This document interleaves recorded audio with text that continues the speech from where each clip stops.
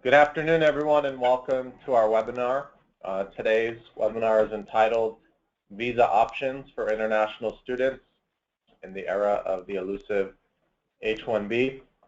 My name is Avi Friedman. I'm a partner. I'm an immigration attorney at Wolfstorff Rosenthal. We are based in Santa Monica, California, with offices in New York City as well. On the screen, you have my contact info. We have a very easy number to reach us, which is 1-800-VISA-LAW. My email address is avi@wolfstorff.com, and you can also access our website at www.wolfstorff.com. Just a quick introduction about myself and our firm. We have about 20 immigration lawyers, and we only focus on U.S. immigration. As mentioned, we do have offices in Santa Monica and New York City. You can see some information about myself, and I've been helping international students over the years progress from their OPT to work visas, hopefully green cards, and even some have become U.S. citizens. Today's webinar will be focusing in primarily on options in the non-immigrant context, but we'll also, toward the end, discuss green card options as well. And we'll be doing an overview of some of the more unique visa options with a little bit of a talk about H-1B as well and the interplay there. We also really won't go in too much detail about OPT, as I think most students are aware of the options for both curricular practical training and optional practical training, and we're still waiting to see what the outcome of the current pending lawsuit will be with the Department of Homeland Security and the ability to get, excuse me, the STEM OPT extension. So let's start off with a discussion of some of the non-immigrant visas, and we're talking about the B-1 business visitor visa. And a B-1 is a visa or status which can allow you to attend meetings, you can transact business, you could be setting up a company, you can be in the process of investing into a U.S. company as a prospective investor into a U.S. enterprise. What's key here is if you are an entrepreneur and you are a visitor for business, that you not cross the line and engage in unauthorized employment versus legitimate business visitor visa abilities. So the activities should be in furtherance of facilitating international trade or commerce. You should not be doing actual work for hire. There's also an interesting category called the B-1 in lieu of H-1B. This would be, you would apply for this at a U.S. consular post, and you do have to show that you have at least a bachelor's degree. The position is a professional position, and it's going to be a short-term position, and you will not be on U.S. payroll. So it is a unique visa for sort of limited circumstances. So next, let's talk about investment and entrepreneur activities. What is permissible and what's not permissible if you're here in the United States without a proper work visa? So you can invest in the stock market, you can invest in real estate. The key here is if it's stocks, that it's a single trade, you're not doing this every day, all day as a day trader. You're permitted, if you own a house, condo, to sell your property. But again, it's not flipping properties. We often get questions about whether somebody can start an online business. Well, again, you could be the one to fund the business, but you can't be actively involved in running the online business. You could invest in a friend's business. You could buy a business, but again, you cannot run it without the proper work visa.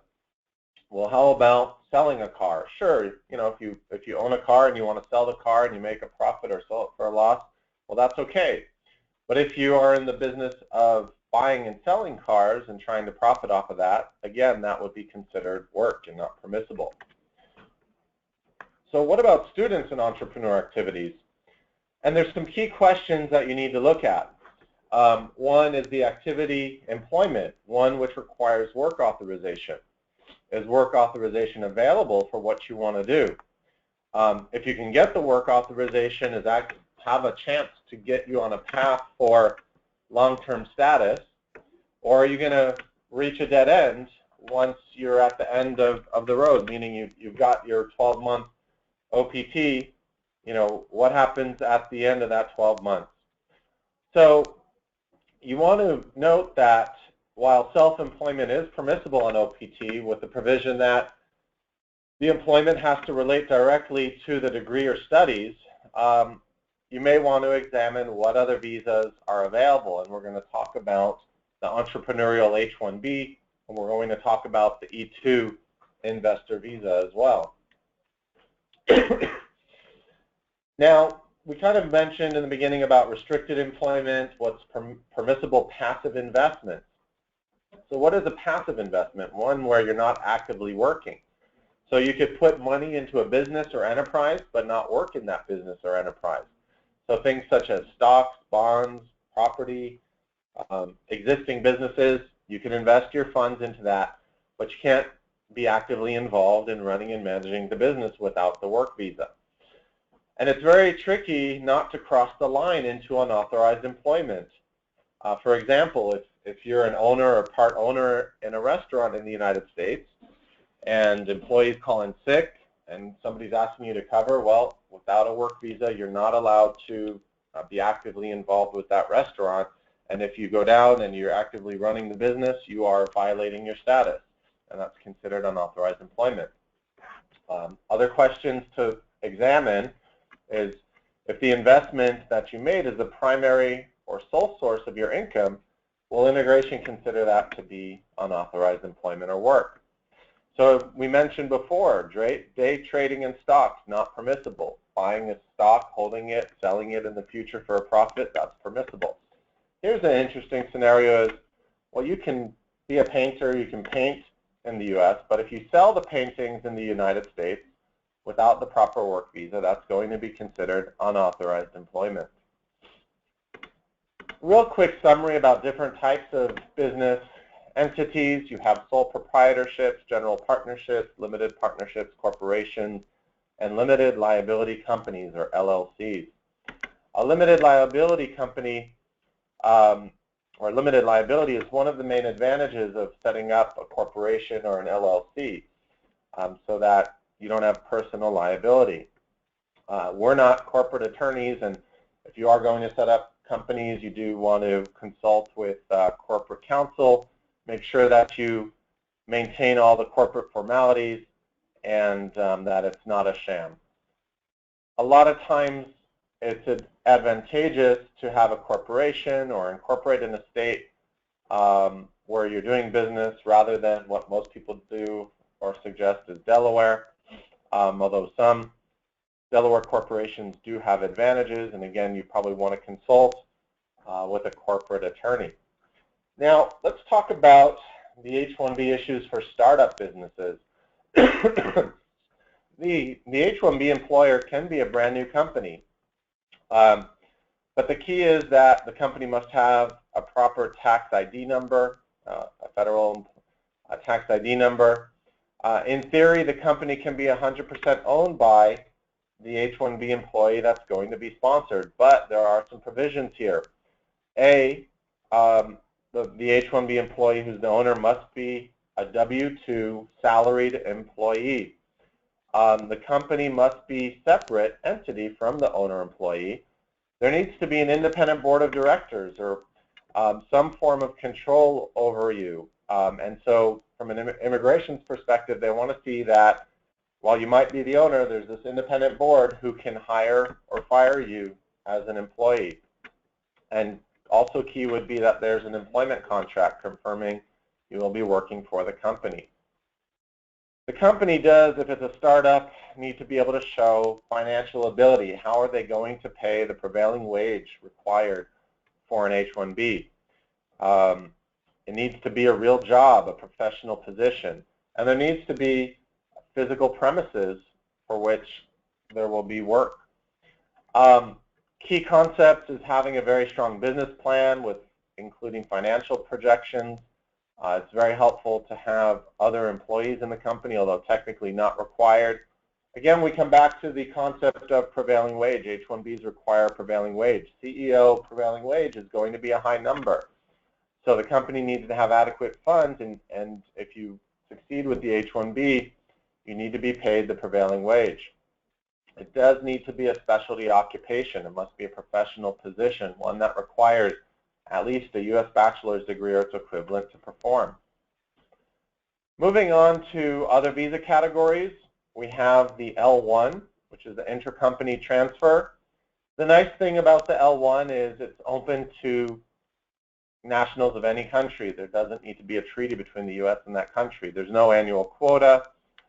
The maximum can be up to 7 years or 5 years. So the L is a good one. Again, if in the startup context, there needs to be physical business premises. You need employees. We need capitalization. There needs to be a justification for an executive or manager level position. With a startup, the Immigration Service will want to see, again, a strong business plan and financial projections. Next, we move on to the E-visa, which is a treaty visa. Both the E-1 and the E-2, the treaty trader and the treaty investor visas for entrepreneurs. Number one, to qualify for an E-visa, there must be a treaty between the United States and the treaty country. You can find the treaty country list at the link travel.state.gov, and you can search your country of citizenship to see if a treaty exists between your country and the United States. To qualify, at least 50% of the U.S. company must be owned by the treaty country, and the nationals being sponsored must be nationals of that treaty country. Not all countries have treaties with the United States. Some countries have treaties just for E-2 or just for E-1. So you do want to double check the reciprocity list to see if your country has a treaty. The E-visa can be both for startup companies, brand new companies, or existing companies. For the E-1, which is the treaty trader, here you have to demonstrate that at least 50% of the trade is between the United States and the treaty country. It could be import-export business, and the other key concept is that the trade must be substantial. One example of a possible E-1, which we've seen and our office has handled, is something like the concept of a French citizen with a U.S. company, and they import wine from France and they export it and distribute it in the United States. That, if there's substantial trade, that could potentially qualify for the E-1 visa. Next, we move on to the E-2 visa, which is the treaty investor. Here we have to be able to document that there has been a substantial investment. And unfortunately, there's no exact dollar amount that you can find in the regulations or rules or foreign affairs manual, which will tell you what is a substantial investment. It really varies depending on the type of business, and that's how the Immigration Service or a consular officer will evaluate it. What is a typical amount of investment required for that type of company? Generally, investments of less than 100 or 150,000 will be a lot more challenging. So the higher the investment, the higher the number of employees, the better the projections for profitability and growth, the better the chances are that the E-2 would be successful. Next, we move on to the O-1 visa. The O-1 is for aliens of extraordinary ability. It could be in art, science, education, sports. Technically, a startup business could sponsor the founder if they could qualify under this extraordinary ability criteria. In the business sense, you want to be able to document that you are at the very top of your field. It is a high standard, which requires quite a bit of documentation to demonstrate your accomplishments.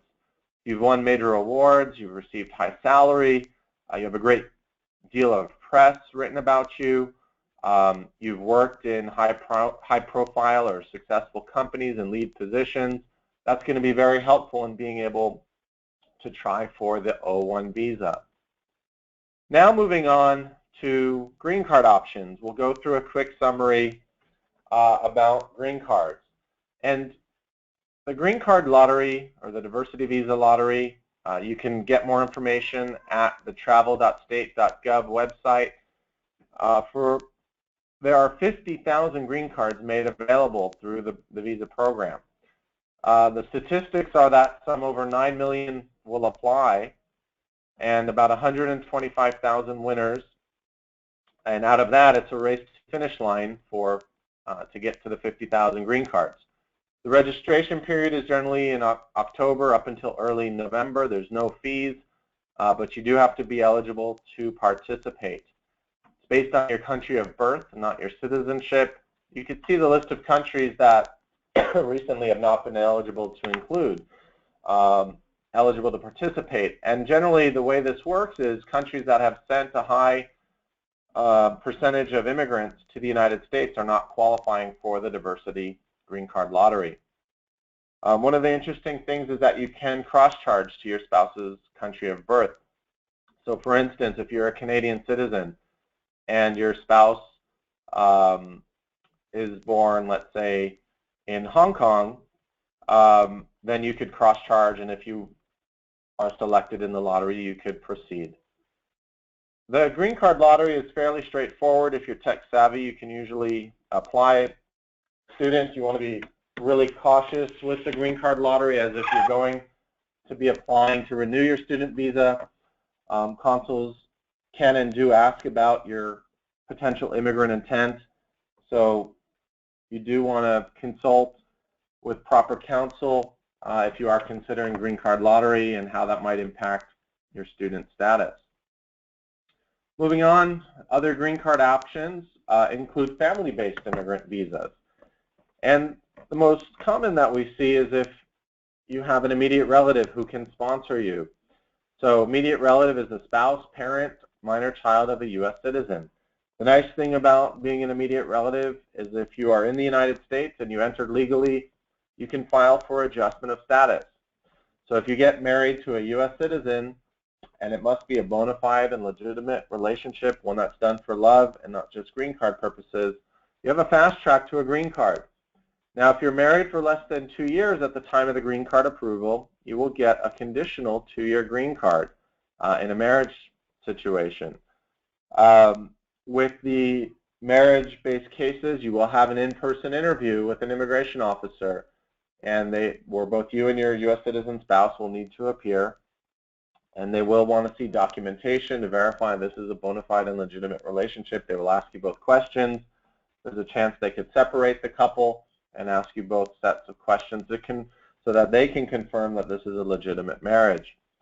Now, if you have an adult child to sponsor you, they must be at least 21 years old, so parents of U.S. citizens can also qualify for this immediate relative category. Now, we talk about other family-based immigrant visas, and you could see the different categories, family-based 1 through 4. We have unmarried adult children of U.S. citizens, spouse children of legal permanent residents, unmarried adult children of residents, married adult children of U.S. citizens, and brothers and sisters of U.S. citizens. For the most part, these different family-based categories have quite lengthy backlogs, ranging from more than a year for spouse or children of legal permanent residents, 6 to 8 years or longer, depending on your category. Next, we look at the employment-based immigrant visas. And this goes through EB1 for EBs for employment-based, and the categories go 1 through 5. And the EB1 is the first preference, and it's broken down into 3 categories here. One is for aliens of extraordinary ability, very similar standards to that O1, but an even higher threshold to try to meet. Then you have outstanding researchers and professors. And next you have multinational executives and managers, very similar to the L1 category that we discussed earlier. Next we have the EB2, or the second preference. And here it's broken down into a couple of criteria. You have Schedule A Group 2, You have advanced degree holder, somebody who's got a master's degree, a bachelor's plus 5 years of progressively more senior experience, the national interest waiver, and special handling for university college teachers. Then we have the EB3, which is the third preference for professionals with bachelor's degrees, skilled workers, and other workers. So why does it matter these different categories, the EB2, the EB3s? Well, there's this concept of retrogression. And for some countries, particularly China and India, there is a backlog. And primarily there will be a benefit if you can qualify under the EB2, less of a time to wait until you can proceed with your green card versus if you can only qualify with a bachelor's degree. Now, the way that most folks will progress to the green card, if you are fortunate and you get your H-1B and the company's willing to do it, is through the PERM labor certification process. And there's several steps to this process, both with Department of Labor and the Immigration Service. Step one is the U.S. employer must conduct good faith recruitment efforts and show there's not a qualified U.S. worker available for the position, and that's done through a month's worth of recruitment, including 2 Sunday newspaper ads and 3 additional forms of recruitment. Then if the recruitment goes well, meaning there's no qualified workers, the employer can file with Department of Labor. If Department of Labor certifies, then you progress to the immigrant visa petition stage, which is the I-140, step 2. When your priority date is current, you get a priority date based on when the labor certification gets filed. So when your priority date is current and the I-140 is there, you can then progress to step 3, which is filing your adjustment of status.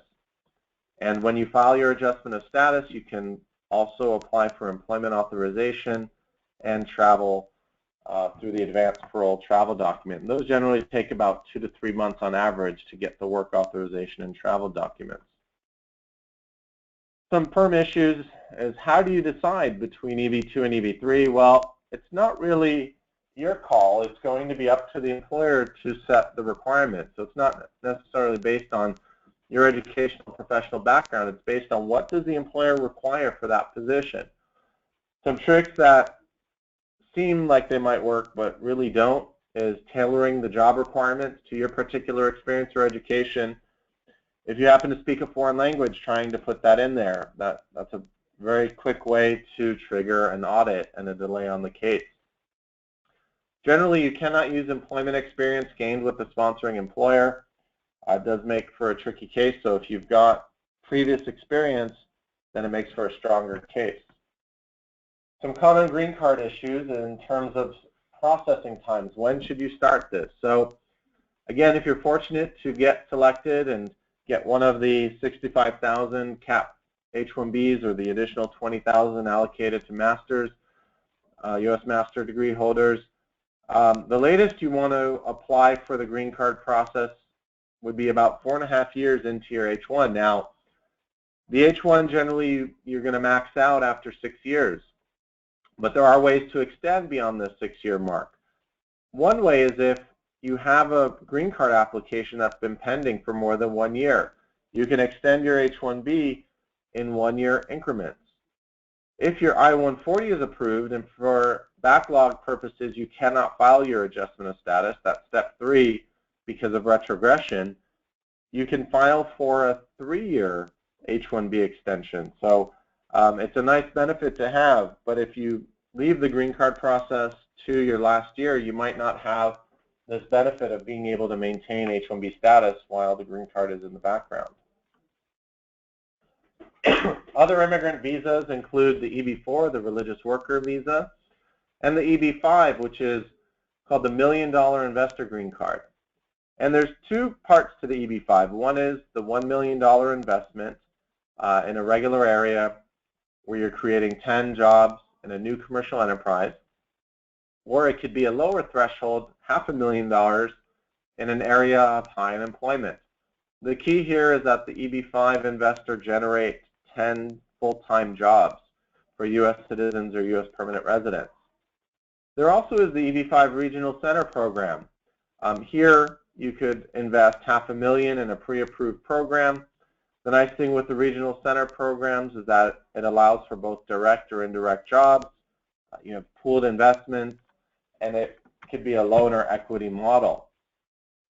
The key with the EB-5 is that it is an investment in a new commercial enterprise, and you can see the criteria here, which means established after November 29, 1990, or restructured or reorganized. That's difficult concepts to meet.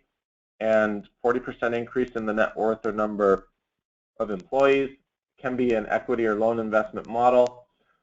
The investment does need to be at risk, and we talked about the level of investment. The regular investment is $1 million, or you can go to the lower level of $500,000 if it's a targeted employment area or a rural area. Now, there's also the standalone or direct EB-5, and this would be not as popular in terms of numbers as the regional centers. Less than 2% of cases filed are the standalone or direct, and that's because you can only use direct jobs. The money has to be used for job creation, and you have to show proof of job creation. So again, you need 10 full-time U.S. citizen or U.S. permanent resident employees. You have to be able to show the positions. Now, for those who might be interested in the standalone, and you would be actively interested in running your U.S. business, again, you have to create and manage at least 10 full-time jobs. You want to actively control your funds, your investment money. But there are some complex practical and legal issues in terms of how do you operate the business while your petition is pending with immigration, which can take these days over a year. So possibly you're on an E-2 at that point where you could run your business in the interim. This is a quick flow chart where you could see how the EB-5 process works. First, you need to research your investment options. If you're going into a regional center, you invest the money. You would prepare the petition and file it with the Immigration Service. The key with the regional center investment is showing the source of money, that the money was lawfully obtained and sourced. Right now, petitions are taking over a year. So if it gets approved, if you're in the United States, legally, you might be able to file your adjustment of status application as long as there's no backlogs. If you're not in the United States, well, then you would be doing consular processing. So the adjustment might take you about 4 to 5 months. Consular processing takes a little bit longer. With the EB-5, you get a conditional green card good for 2 years. Then you need to file a petition to remove the conditional status. At the end, you would receive a permanent green card. After being a resident in the United States for about 5 years or so, if you qualify, you might be able to file for U.S. citizenship. Now this flow chart's a little bit different in terms of timing for Chinese-born applicants because of the backlog for Chinese citizens in the EB-5 category. Very similar process, but the timing is a little bit different. When we do a comparison of the different categories that we talked about, the E-2, the L-1, and the EB-5, we can look at, A, the amount of investment. Again, technically, any amount will qualify if you can show that it's substantial, but generally, if it's not over $150,000, it's going to be a much more difficult case. With the L1, any amount will qualify, but you do have to show the U.S. office has sufficient capital to be able to maintain operations. With the regional EB-5 or a direct EB-5, your minimum is going to be $500,000 if in a targeted area. Direct EB-5, $1 million in a regular area. For the E-2 job creations, the goal would be to create as many U.S. jobs as possible, but generally several jobs can lead to a viable E-2. For the L-1, again, the more employees, the stronger the case. On the EB-5, for the regional, we need 10 direct or indirect. The direct, we need 10 direct jobs. For the investor's employment on the E-2, you could be the investor, an executive level, manager, or essential skills. The L1, you could be a manager, executive, or specialized knowledge. In the regional center EB-5s, you're considered generally a limited partner. In direct EB-5, you need to be actively involved in policymaking. How long does it take for these different visa categories? Well, with the E2, depending on where you're applying, it could be a month to several months. The L1, you file with immigration. You can have an answer in as quick as 15 days. And if you're in status, change your status. Or if you're abroad, apply for the visa. We saw the charts for the EB-5. Generally, till you can get a green card, it's going to be at least 18 to 24 months. The procedures for the E2, you can file directly with a consular post, or if you're in status, file change of status with the Immigration Service. With the L1, generally you're going to be filing with the Immigration Service first and applying for the visa second, unless you have a blanket or unless you're a Canadian citizen. The regional centers, EB-5 and the direct EB-5, both require petitions with immigration. If you're married, well, can your spouse work? On the E2 and the L1, yes, your spouse can apply for an employment authorization document. It takes about 90 days to obtain after the spouse is in the United States in E2 dependent status. With an adjustment of status on the EB-5s, it takes about 90 days as well to get the work authorization. Do these paths lead to a green card? Well, the E2 and the L1 don't lead directly to a green card, but possibly you might be able, if the structures are in accordance, you might be able to file for a green card if you have an overseas company on an E2, an affiliate, and you have worked for that company 1 out of the last 3 years. With the EB-5s, when the petition's approved, you can move forward with the green card. Another question is, can the family or the investor attend school? On the E2L1, yes. So that's a nice benefit if your family wants to go to school. They're permitted. You can also attend school if you're the primary employee, as long as it's part-time and your primary purpose is to work for your company.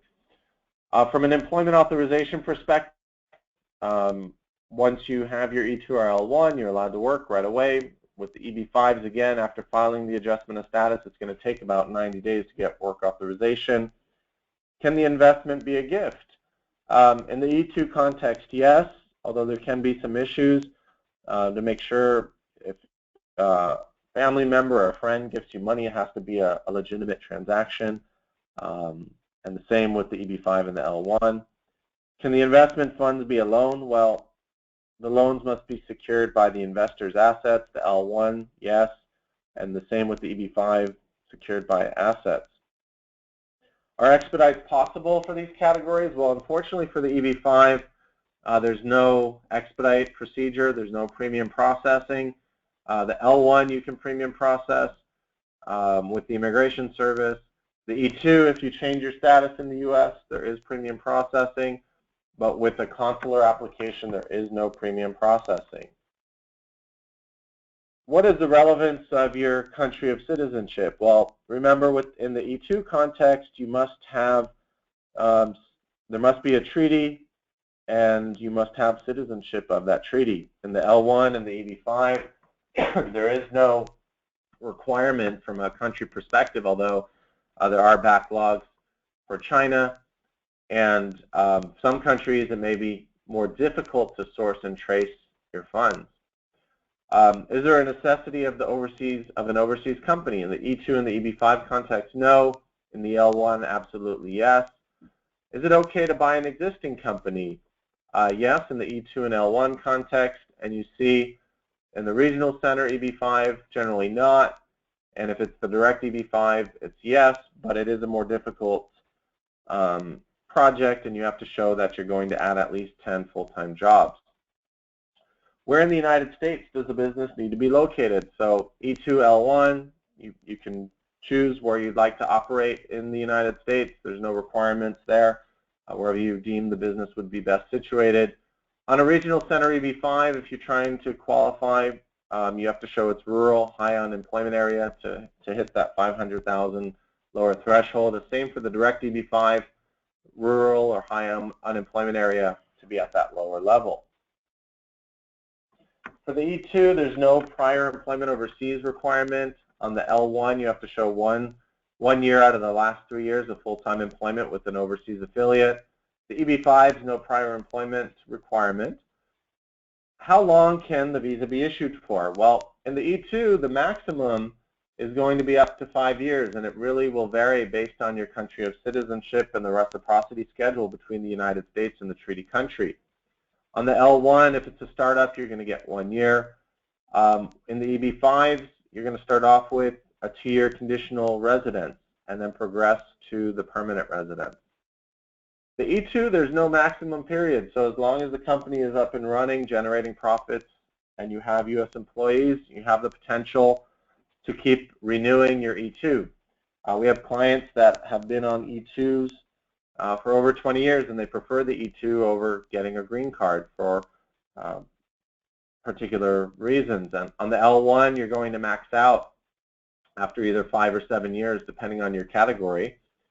The EB-5s lead to permanent residence, so you would become eventually a U.S. permanent resident. At this point, I'd like to give a quick summary.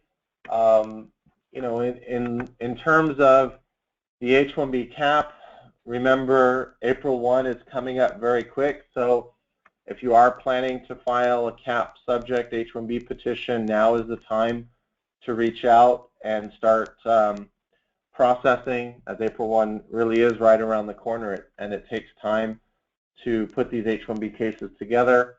Our office does assist many international students with H-1B petitions, so if you have questions about the H-1B process and would like us to evaluate your prospects for an H-1B, feel free to reach out. And so the key with the H-1B cap is that, you know, there are 65,000 visas allocated generally for those with a bachelor's degree. There's an additional 20,000 for those with U.S. master's degree. And last cap season, something like 233,000 people applied for one of these positions. So the odds are not so great that you're going to get selected for the H-1B lottery. And that's why we have gone through a summary of different visa options. And if you do have additional questions, you're more than welcome to reach out and email directly. And at this point, we're going to look at some of the questions that we have received so far. So we answered, this one came in earlier, can the L1 lead to permanent residence other than applying for EB-1C? Well, remember we went through the different EB-1s, and there's 3 different categories. So you could be somebody of extraordinary ability, or you can also go for the EB-1C, similar standards to an L1A. Somebody asked if we can provide a copy of the presentation. We can definitely send a version of that out to the participants today. Here's a question. What would be the process to jump from F1 to green card via PERM? Graduation date this coming December. Would there be enough time? What are the risks? Probably not enough time to get through the PERM process, and without knowing more about your country of citizenship, the position, etc., I wouldn't be able to evaluate it. But generally, it takes several months to get to the point of even being able to file for the PERM process. Department of Labor can take 5 to 7 months if there's no audit. If there's an audit, they're really going to backtrack you. So you really can't bank on, you know, a PERM coming through within several months. Somebody else asked, what is the process to go from an F1 directly to E2? So if you're in F1 status, we talked about the E2. We have assisted folks who had optional practical training, created a U.S. company, made a substantial investment, and you can either change your status from F1 to E2, or you can also apply for a visa back in your home country for that E2 visa.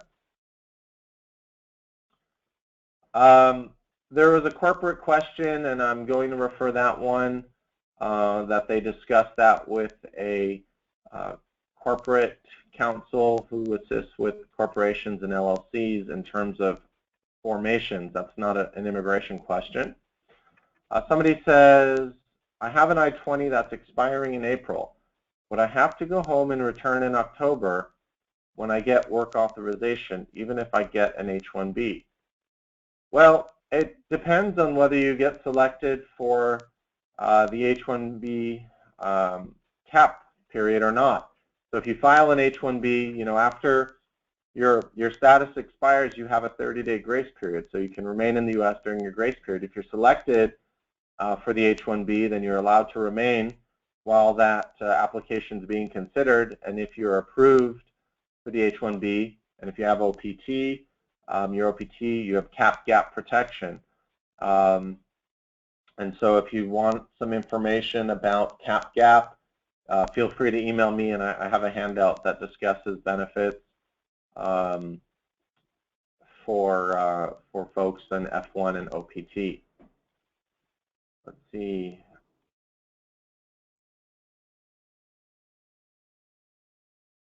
So we're going to wrap up today's presentation. I want to thank everybody for joining us today. If you have additional questions, feel free to reach out. Again, my email is avi@woolsthorpe.com. You can email me with your questions. If you need assistance with the H-1B process or other work visa options, feel free to email us, and we'll be glad to evaluate and see if we can assist. Thanks, everyone, once again for joining us, and we hope you are able to join one of our future webinars as well. Thank you, and have a good day.